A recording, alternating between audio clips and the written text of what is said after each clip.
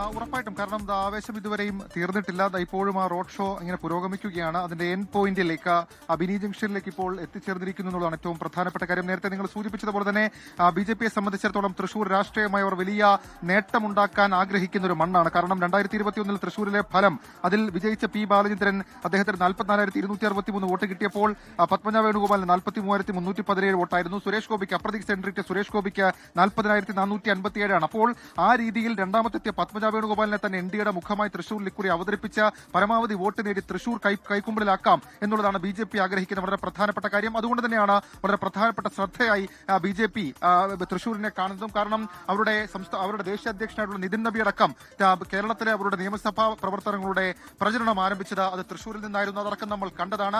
ഇപ്പോഴും ആവേശം നിറഞ്ഞ ഒരു റോഡ് ഷോ അത് നരേന്ദ്രമോദിക്ക് ഇവിടെ തൃശൂരിന്റെ മണ്ണിൽ നടത്താൻ കഴിഞ്ഞു എന്നുള്ളത് ഏറ്റവും ശ്രദ്ധേയമായിട്ടുള്ള കാര്യം. അതടക്കമുള്ള കാര്യങ്ങൾ ഒരുപക്ഷെ നിയമസഭാ തെരഞ്ഞെടുപ്പിൽ റിഫ്ലക്ട് ചെയ്യുമെന്നുള്ള കാര്യം ഉറപ്പാണ്. മാത്രമല്ല പത്മജ വേണുഗോപാലിലൂടെ തൃശൂർ പിടിച്ചാൽ സ്വാഭാവികമായും അവരുടെ എ ക്ലാസ് മണ്ഡലങ്ങളുടെ പട്ടികയിലേക്ക് തൃശൂരും അതേപോലെ തന്നെ പാലക്കാടും എത്തും. അല്പസമയം മുൻപ് പാലക്കാട് നരേന്ദ്രമോദി നടത്തിയ പ്രസംഗം നമ്മൾ കേട്ടതാണ്. കേരളത്തിൽ നിലവിലിപ്പോൾ പറയുന്ന രാഷ്ട്രീയ വിവാദങ്ങളിലടക്കം വളരെ വിശദമായി തന്നെ അദ്ദേഹം കാര്യങ്ങൾ വിശദീകരിച്ചു. അതിനൊക്കെ അപ്പുറത്തേക്ക് അദ്ദേഹം സിപിഎമ്മിനെയും കോൺഗ്രസിനെയും കടന്നാക്രമിക്കുന്നത് നമ്മൾ കണ്ടതാണ്. ഈ ഡീൽ വിവാദത്തിലടക്കം അദ്ദേഹത്തിന്റെ പ്രസംഗം നമ്മൾ കണ്ടതാണ്.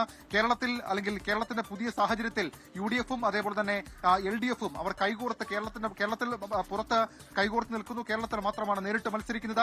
ഏതെങ്കിലും തരത്തിൽ അവർക്ക് മറ്റ് വൈര്യങ്ങളില്ല. അതുകൊണ്ട് തന്നെ അവരെ എങ്ങനെ വിശ്വസിക്കാൻ കഴിയുമെന്നുള്ള ചോദ്യം അത് നരേന്ദ്രമോദി ചർച്ചയാക്കുന്നുണ്ട്. അതിനൊക്കെ അപ്പുറത്തേക്ക് ഈ കേന്ദ്രം സംസ്ഥാനത്തിന് പല കാര്യങ്ങളും കൊടുത്തു. പക്ഷേ ഏതെങ്കിലും തരത്തിൽ കേന്ദ്രം അത് കാര്യക്ഷമമായി വിനിയോഗിക്കാൻ തയ്യാറായില്ലെന്നൊക്കെയുള്ള കുറ്റപ്പെടുത്തൽ അത് പ്രധാനമന്ത്രി നരേന്ദ്രമോദിയുടെ ഭാഗമായി അദ്ദേഹത്തിന്റെ കേരളത്തിന്റെ ഈ തെരഞ്ഞെടുപ്പ് പ്രഖ്യാപിച്ചതിന് ശേഷമുള്ള ആദ്യ പൊതുയോഗത്തിൽ അദ്ദേഹം പ്രവർത്തകർക്ക് മുൻപേക്ക് വെച്ചു.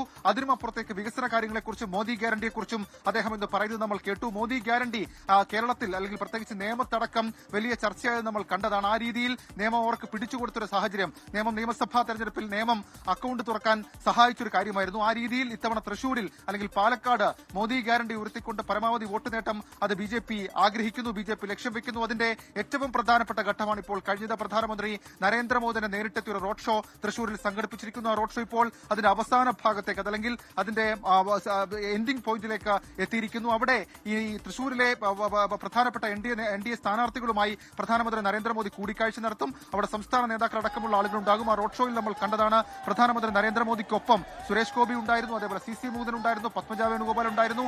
അവരടക്കം പ്രവർത്തകർക്ക് നൽകുന്ന ആത്മവിശ്വാസം, ഊർജ്ജം അത് ചെറുതല്ല. നേമം, വട്ടിയൂർക്കാവും, കഴക്കൂട്ടവും മഞ്ചേശ്വരവും ഒക്കെ പോലെ പാലക്കാടും തൃശൂരും ബിജെപിക്ക് അന്യമല്ലെന്നും ബിജെപിക്ക് ഇത്തവണ അത് ഈസി വോക്ക് ഓവറായി നേടിയെടുക്കാൻ കഴിയുമെന്നുള്ളൊരു ആത്മവിശ്വാസം പ്രവർത്തകരുടെ മനസ്സിലേക്ക് നരേന്ദ്രമോദി ഇപ്പോൾ പകർന്നു നൽകിയിരിക്കുന്നു. തൃശൂരിൽ അദ്ദേഹം സംസാരിച്ചില്ലെങ്കിലും അദ്ദേഹത്തിന്റെ സാന്നിധ്യത്തിന് തൃശൂരിൽ വലിയ പ്രസക്തിയുണ്ട്. വലിയ സുരക്ഷാ സംവിധാനങ്ങൾക്കും സുരക്ഷാ ക്രമീകരണങ്ങൾക്കും നടുവിലാണ് പ്രധാനമന്ത്രി നരേന്ദ്രമോദി തൃശൂരിൽ അദ്ദേഹത്തിന്റെ റോഡ് ഷോ ഇപ്പോൾ പൂർത്തിയാക്കുന്നതിന് ശേഷം നേരത്തെ സൂചിപ്പിച്ച പോലെ NDA സ്ഥാനാർത്ഥികളുമായി കൂടിക്കാഴ്ച, പിന്നീട് അദ്ദേഹത്തിന്റെ മടക്കം. ഏതായാലും രാഷ്ട്രീയമായി പല കാര്യങ്ങൾക്കും വിശദീകരണം നൽകിക്കൊണ്ട് അല്ലെങ്കിൽ ആ പൊതുയോഗത്തിൽ പ്രവർത്തകരെ അക്കാര്യം പറഞ്ഞുകൊണ്ട് തീ പിടിപ്പിച്ചുകൊണ്ടാണ് പ്രധാനമന്ത്രി നരേന്ദ്രമോദി കേരളത്തിൽ നിന്ന് മടങ്ങുന്നത് എന്നുള്ളതും ഏറ്റവും ശ്രദ്ധേയമായിട്ടുള്ള കാര്യം.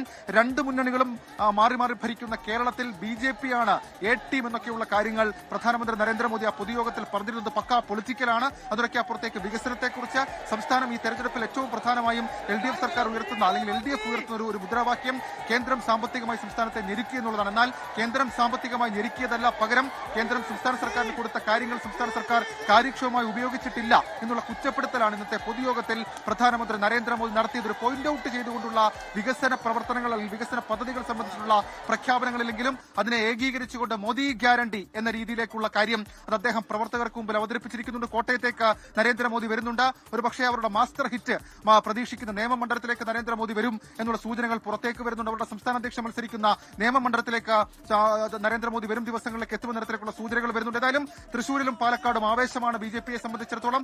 അവർക്ക് ഈ തെരഞ്ഞെടുപ്പിൽ മുന്നോട്ട് പോകാനുള്ള കൂടുതൽ ഊർജ്ജം അത് പ്രധാനമന്ത്രി നരേന്ദ്രമോദിയുടെ പൊതുയോഗം, അദ്ദേഹം തൃശൂരിൽ നടത്തിയിട്ടുള്ള റോഡ് ഷോ എന്നീ കാര്യങ്ങളിൽ നിന്ന് അവർക്ക് ലഭിച്ചിട്ടുണ്ട്. അതുകൊണ്ട് തന്നെ തൃശൂരും പാലക്കാടും ബിജെപി ആഗ്രഹിക്കുന്ന, ബിജെപി ലക്ഷ്യം വെക്കുന്ന പ്രധാനപ്പെട്ട രണ്ട് മണ്ഡലങ്ങളായി ഇതിനോടകം തന്നെ മാറിക്കഴിഞ്ഞിരിക്കുന്നു.